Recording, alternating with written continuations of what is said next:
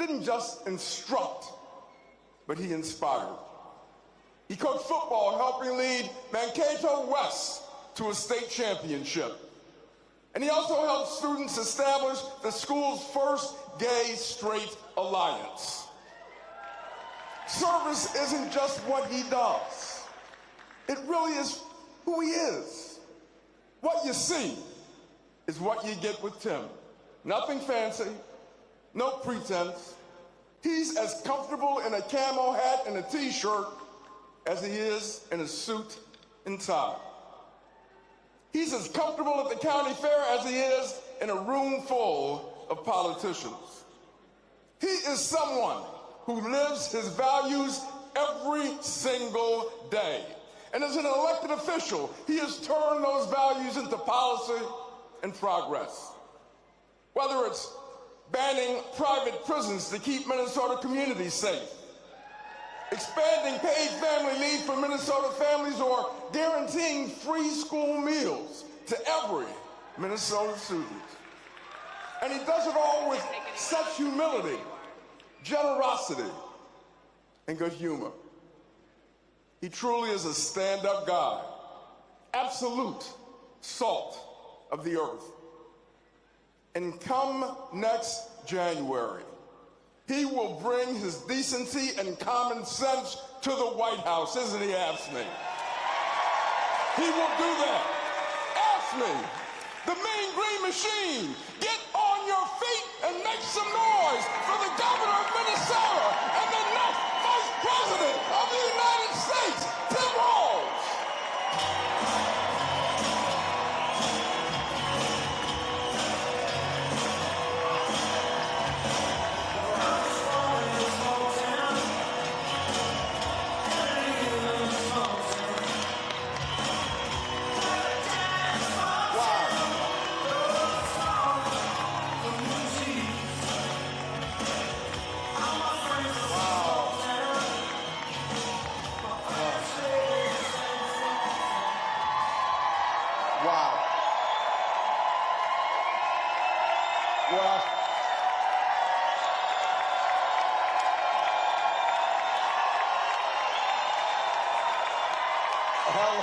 Hello, Los Angeles.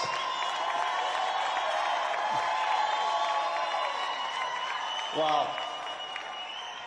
Well, sisters and brothers in AFSCME, first and foremost, to each and every one of you, thank you for the privilege of being able to stand with you, because I know that AFSCME stands with the American workers.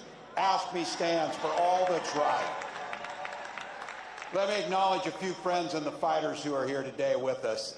It goes without saying, thank you to my friend and your president, Lee Saunders. We were just talking earlier, we've done a few door knocks, we've done a few phone banks, we've done a few rallies, and we've worked together on a few laws to improve people's lives.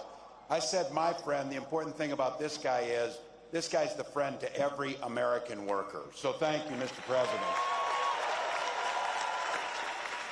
Madam Secretary Treasurer, thank you. Thank you for your leadership. The leadership team of AFSCME is there when we need them, always when they need them, making sure we not just win elections, but we understand you don't just win elections to bank political capital to win another election.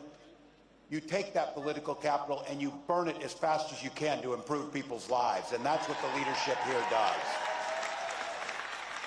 To every delegate in this room, representing 1.4 million AFSCME members, thank you. Thank you for what you do. And as a dues-paying member of my teachers union for years, let me just say thank you again for having a fellow union member here. Vice President and I are just so grateful for the support you've given us. I'm proud to be on this ticket, working with Vice President Harris, who we all know we want to call the next President of the United States.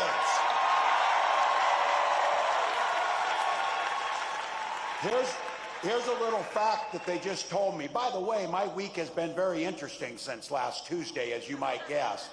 But here's a fact they shared with me as I came here to make this opportunity to say thank you. I happen to be the first union member on a presidential ticket since Ronald Reagan.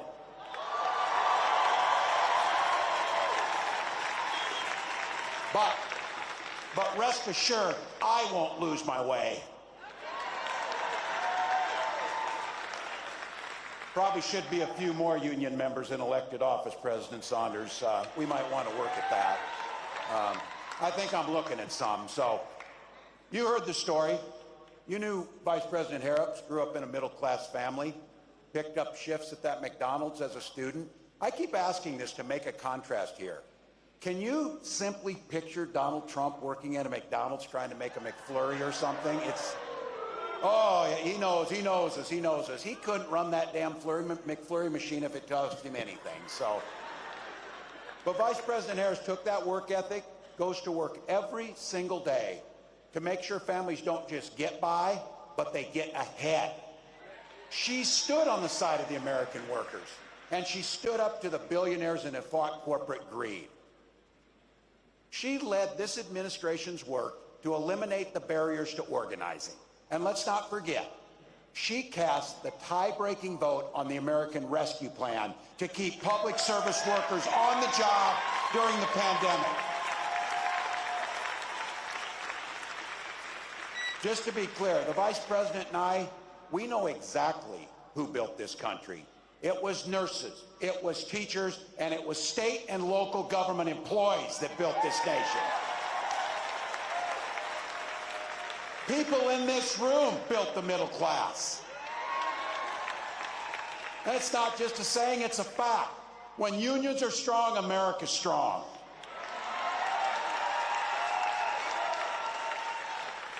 Vice President Harris and I have both had the privilege of joining workers on the picket line.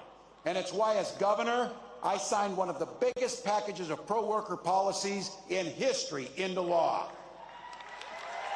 In Minnesota, we made it easier for workers to form unions. We strengthened workers' protections. And yes, we banned those damn captive audience meetings for good in Minnesota. Last time I said that at a union meeting, they sued me over it. It was the best thing to get sued over I ever said. We're going to continue to ban those meetings. But we did more than that for families and AFSCME workers that are there every single day. We did things to improve people's lives in a real fundamental way. We guaranteed free breakfast and lunch to every single child in Minnesota. That helped a whole lot of school employees, AFSCME members, keep their students engaged and keep them in the classroom learning. Today, Minnesota is one of the best states for workers in the country. I'm surrounded by some that aren't, so the Vice President's vision is to take those worker protections to every state in the union. Every state in the union. I keep saying this, I know you know it, but I think it keeps us focused. We all understand it in here. You've heard me say this. I know I'm preaching to the choir a little bit today, but the choir needs to sing. The choir needs to sing. And just so you know who's not in the choir, Donald Trump and J.D. Vance, they see the world very differently than we do.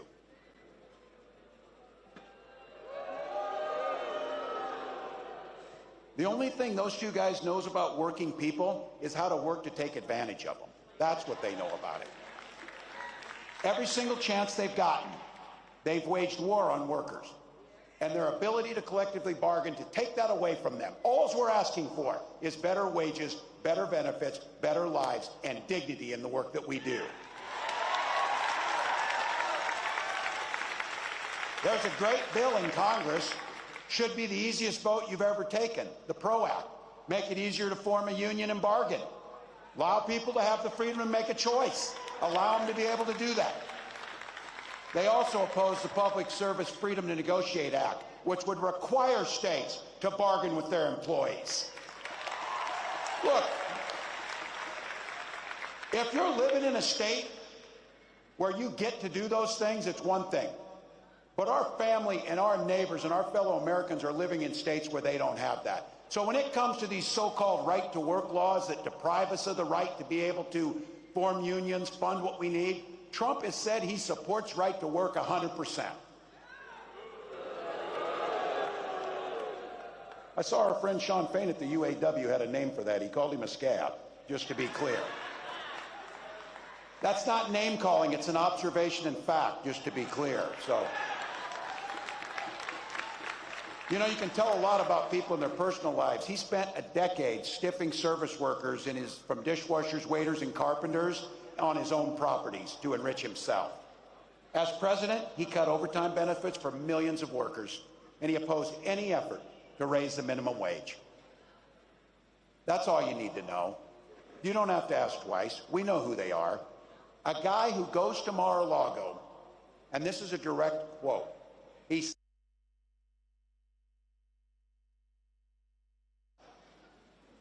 I believe him when he says that.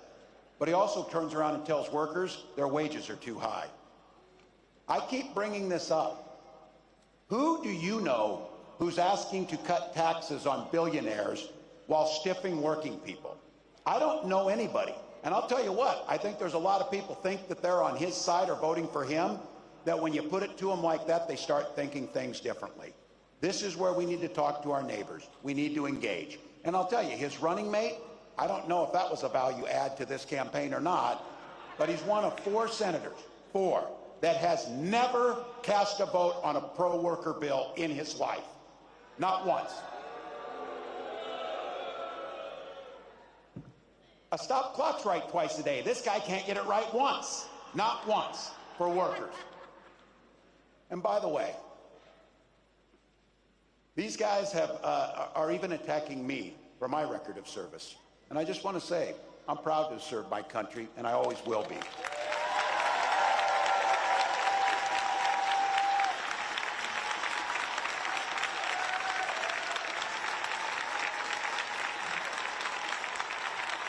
With my dad's encouragement, a guy who served in the Army during the Korean War, I signed up for the Army National Guard 2 days after my 17th birthday. I served for the next 24 years for the same reason all my brothers and sisters in uniform do. We love this country. Then in 2005, I felt the call of duty again, this time being service to my country in the halls of Congress. My students inspired me to run for that office, and I was proud to make it to Washington.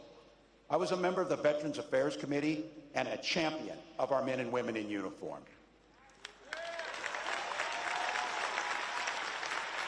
I'm going to say it again as clearly as I can. I am damn proud of my service to this country.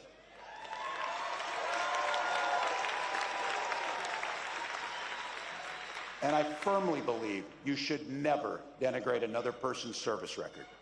Anyone brave enough to put on that uniform for our great country, including my opponent, I just have a few simple words. Thank you for your service and sacrifice.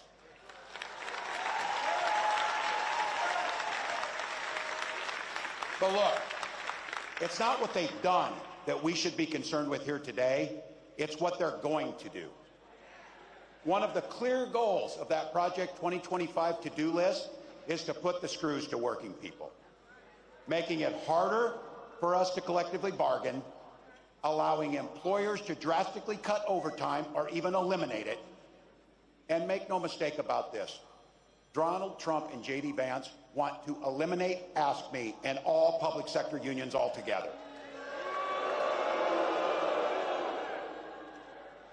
Hell, they're even going after the 40-hour work week. Someone was joking and said, what's next, child labor? Oh yeah, that's in there too, by the way. Reducing the rules around our children, putting them into dangerous jobs again. The folks who came before us spilt blood and treasure and spent their lives working to give us dignity and safety in our workplace, so you can simply do a good day's work and go home to your family safely at night. Project 2025 will take all that away. It'll also repeal what you worked so hard for, the Affordable Care Act and its protections against pre-existing conditions, and the gut Social Security and Medicare. I said this too. Look, I guess you can't blame them if you're billionaires. I don't know, but I'm guessing billionaires aren't waiting for their Social Security check to come in to get by. But I know people who are, like my mom, who depends on her entire retirement on Social Security benefits that she earned by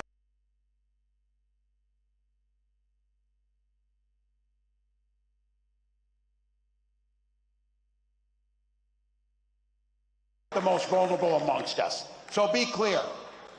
Trump's playing dumb. Oh, I don't know about 2025. Some of you heard this say it, because I'm not ever closing the yearbook on this. I'm a football coach at heart.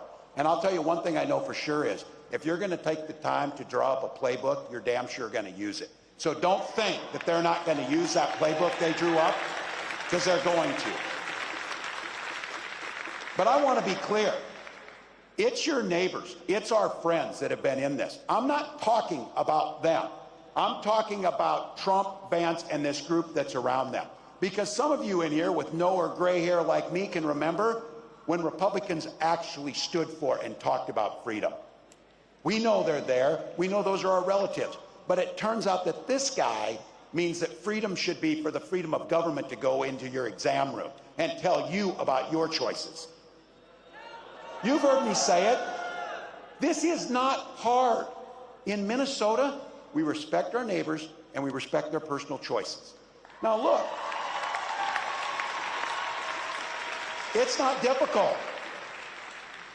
I might not agree with my neighbor's choices or make the same one. But this country's great because we have a golden rule that makes things work. We mind our own damn business on those things. We mind our own damn business. Why would you think I need your advice to tell me what books I can and cannot read, or when to have a family, or how to have a family, or what religion to worship, or how to organize?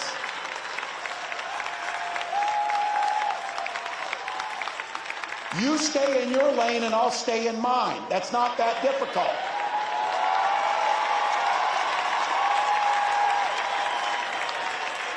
So be clear.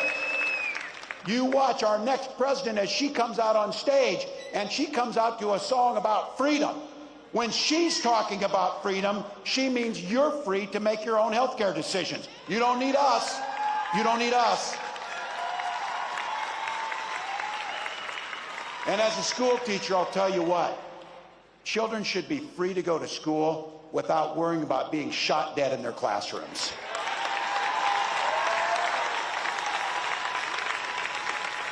Education should be a ticket to the middle class, not crippling student loan debt.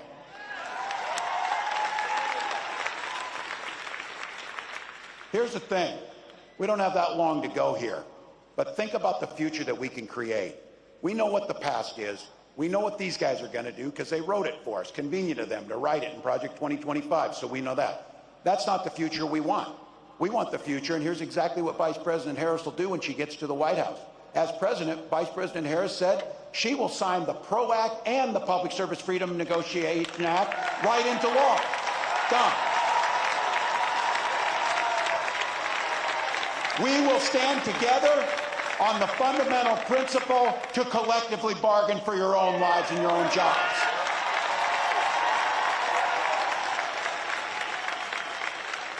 And we believe in fairness. That's what we believe in. That's why corporations can start paying their fair share, and that's how it works.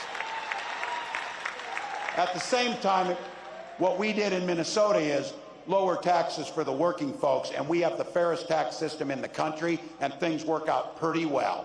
We can protect Social Security, and something we did, and I want to thank, I know they're in here, my Minnesotans who are in the House. It was AFSCME that put into place the most generous paid family and medical leave in the country in Minnesota.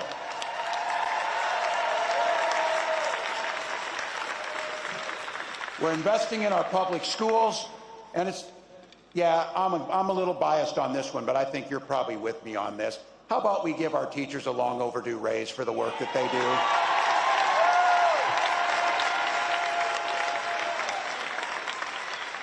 All right, I know you've heard these speeches, big order, optimistic or whatever.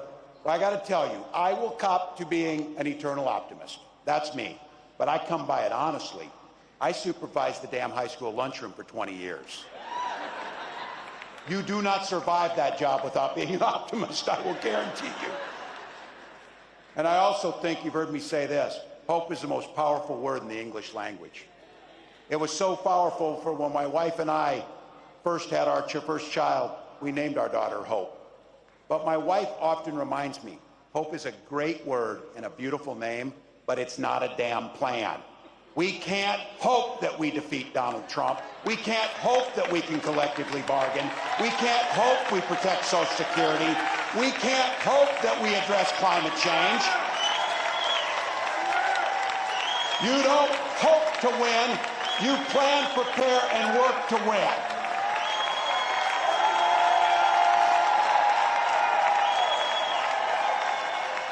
Look at this place. This place is filled with people who like hard work.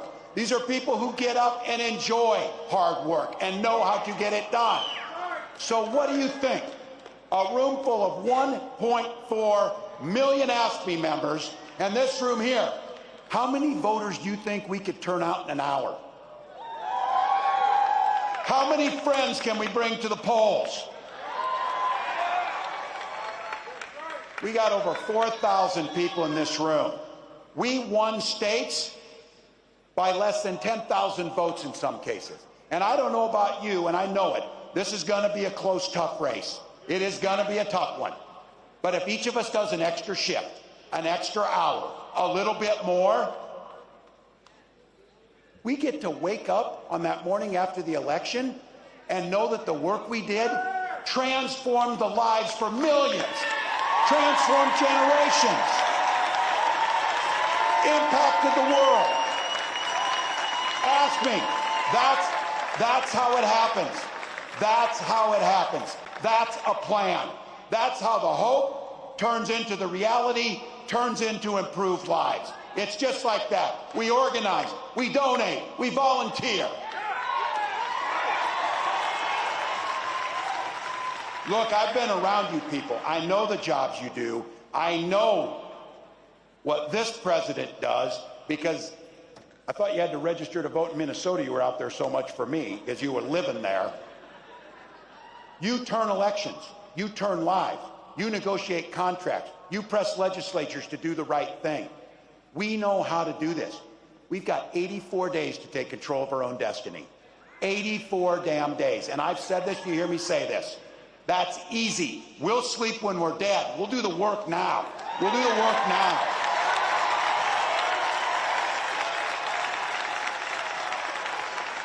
And you do it for the most beautiful and selfless reason, because you believe in the very soul of your being that you believe in the promise of what America can be.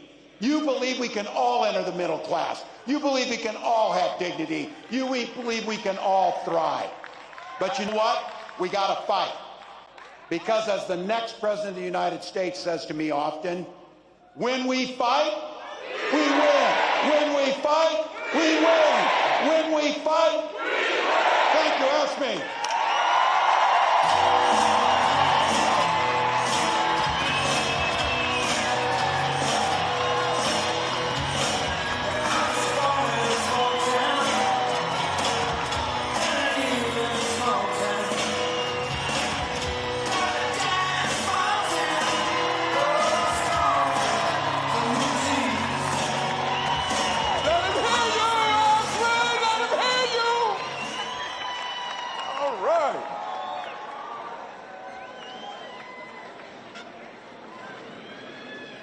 How'd you like that?